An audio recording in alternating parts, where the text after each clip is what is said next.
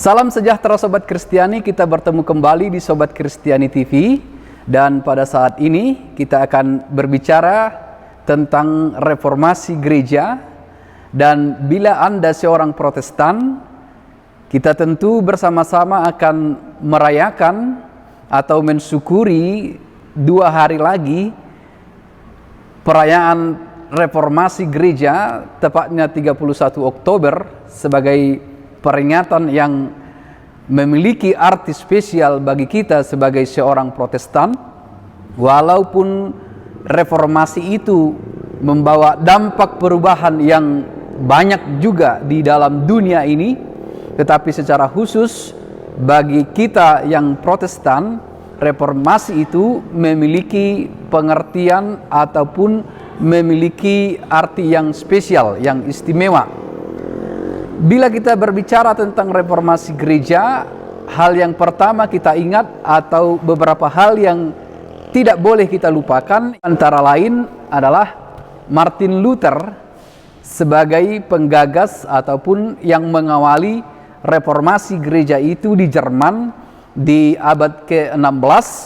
Dan juga yang tidak bisa kita lupakan adalah 95 dalil yang ditempelkan oleh Martin Luther di depan gereja pada masa itu, dan dalil itu kemudian diterjemahkan ke banyak bahasa dan kemudian dipahami dan diterima oleh banyak orang pada masa itu, sehingga reformasi gereja itu berjalan dengan baik walau ada hambatan-hambatan juga yang terjadi pada masa itu. Itulah hal pertama yang tidak bisa kita lupakan, Martin Luther sebagai penggagas atau yang mengawali reformasi gereja pada masa itu.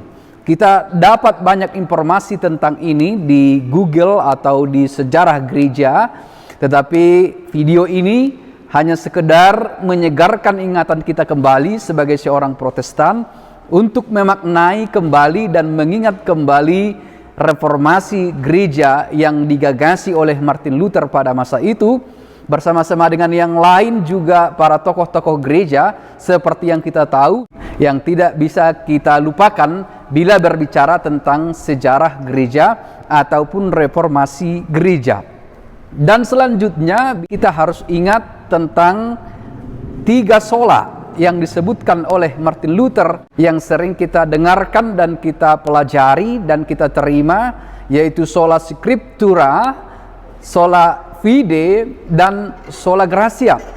Sola gratia adalah hanya oleh karena anugerah, sola fide oleh karena iman, dan sola scriptura adalah oleh kitab suci. Ketiga sola yang kita sebutkan tadi saling berkaitan, karena seseorang tahu menerima kasih karunia Allah karena ia percaya. Seseorang dapat percaya karena ia mendengar dan belajar dari kitab suci. Oleh sebab itu, sola scriptura, sola fide, dan sola gratia adalah hal lain yang tidak bisa kita lupakan bila berbicara tentang reformasi gereja. Dan Sobat Kristiani, kita juga akan mengingat beberapa ayat Alkitab yang sangat erat hubungannya dengan reformasi gereja yang diajarkan oleh Martin Luther. Antara lain ayat-ayat Alkitab itu, Galatia pasal 2 kita baca secara keseluruhan, namun kita akan sampai pada fokusnya di ayat 21 yang menyebutkan, "Aku tidak menolak kasih karunia Allah, sebab sekiranya ada kebenaran oleh hukum Taurat, maka sia-sialah kematian Kristus." Surat ini dituliskan oleh Paulus, dan dalam pengajaran Paulus menekankan kembali pembenaran hanya di dalam Kristus Yesus, keselamatan hanya di dalam Kristus Yesus, pembenaran hanya di dalam iman kepada Yesus Kristus. Dan ayat lain yang kemudian juga mengingatkan kita pada reformasi ini yang tidak bisa kita lupakan, Roma pasal 1 ayat 16 sampai dengan 17, demikian dituliskan, "Injil itu kekuatan Allah, sebab aku mempunyai keyakinan yang kokoh dalam Injil, karena Injil adalah kekuatan Allah yang menyelamatkan setiap orang yang percaya, pertama-tama orang Yahudi tetapi juga orang Yunani.